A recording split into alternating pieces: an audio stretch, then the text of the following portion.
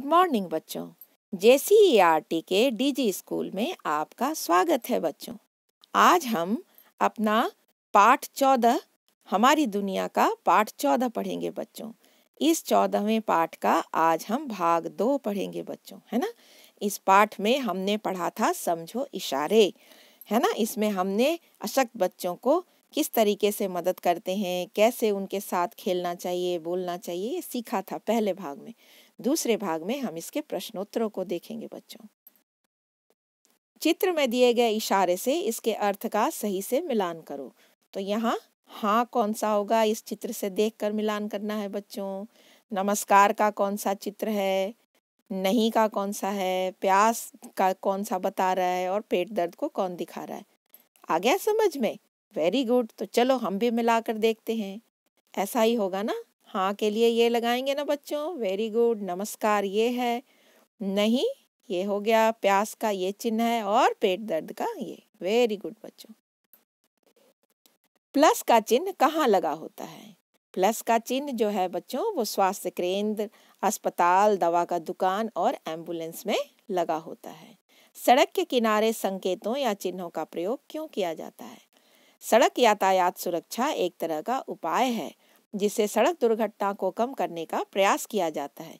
इसलिए सड़कों के किनारे एक खास अर्थ वाले चिन्हों यानी संकेतों का प्रयोग किया जाता है जिसे देखकर हम यातायात के नियमों को समझ सकते हैं बच्चों। विशेष आवश्यकता वाले बच्चों की हम देखभाल कैसे कर सकते हैं?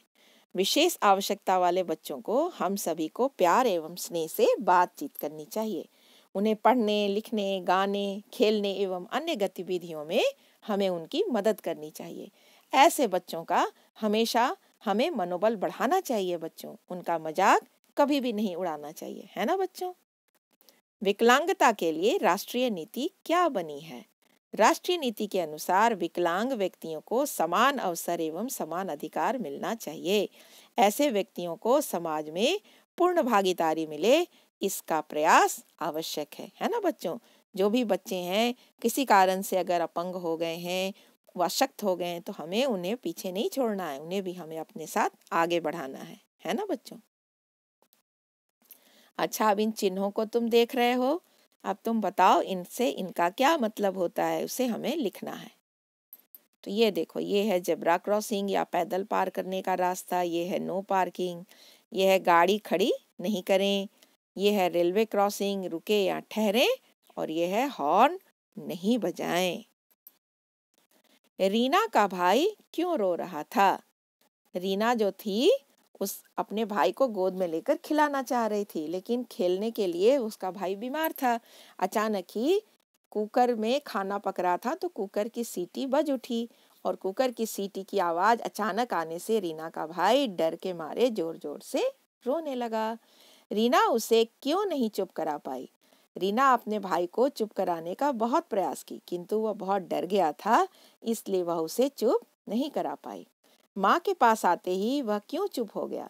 माँ के पास आते ही बच्चा चुप हो गया क्योंकि उसे माँ की गोद में सुरक्षा का एहसास हुआ।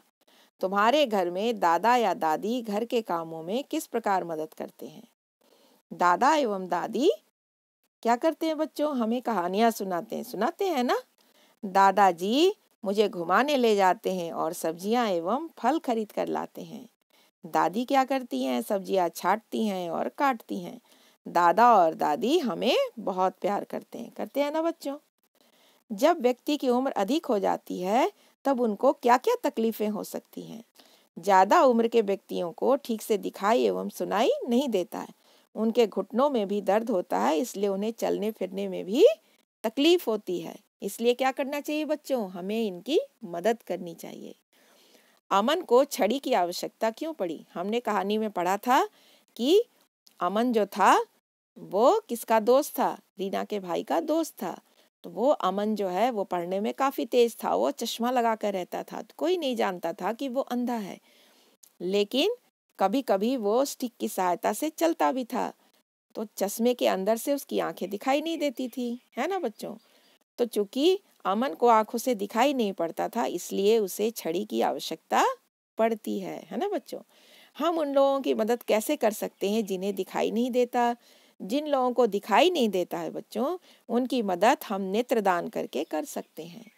उन्हें रास्ता पार करने में मदद करके भी हम उनकी मदद कर सकते हैं। अमन लोगों को कैसे पहचान लेते हैं? अमन अपने घर के लोगों एवं दोस्तों को उनकी आहट से पहचान लेते हैं, है ना। आहट से, उनकी आवाज़ से वो पहचान लेते हैं कि कौन सा व्यक्ति है। ब्रेल कौन थे और ब्रेल लिपि क्या है? लुइस ब्रेल फ्रांस के निवासी थे। बचपन में नुकीले औजारों से खेलते समय उनके आँखों की रोशनी चली गई थी। उनकी पढ़ाई में गहरी रुचि थी। जो लोग देख नहीं सकते, उनके पढ़ने का एक खास तरीका उन्होंने ढूंढा जिसे हम ब्रेल लिपि कहते हैं। ब्रेल एक मोटे कागज पर एक नुकीले औजार से बिंदु बनाकर लिखा जाता है। इस कागज पर हाथ फेरकर उसे पढ़ा जाता है और ये पता लग जाता है कि उस पर क्या लिखा है। तो ब्रेल ने, जो लोग भी नेत्रहीन थे उनके लिए एक लिपि तैयार की बच्चों, जो अब लैपटॉप और कंप्यूटर से सहायता से भी बच्चे पढ़ सकते हैं, है ना बच्चों। हमने आज क्या क्या सीखा? हमने घर, आसपास या विद्यालय में दिव्यांग लोगों की आवश्यकता पड़ने पर सहायता करना है, इसके बारे में सीखा। अशक्तों के प्रति संवेदनशील होना है हमें बच्चों। कुछ बच्चे इशारों में ही बातें करते हैं, उसे भी हमें ध्यान देना है। सड़कों के किनारे बोर्ड पर अंकित संकेतों को समझना है बच्चों, ताकि हम सुरक्षा के नियमों का पालन कर सकें। ब्रेल लिपि एवं इससे पढ़ने के तरीकों को भी जानना है। तो हमने समझो इशारे को समझ लिया है बच्चों, समझे है ना। मिलते हैं फिर अगली वीडियो में बच्चों।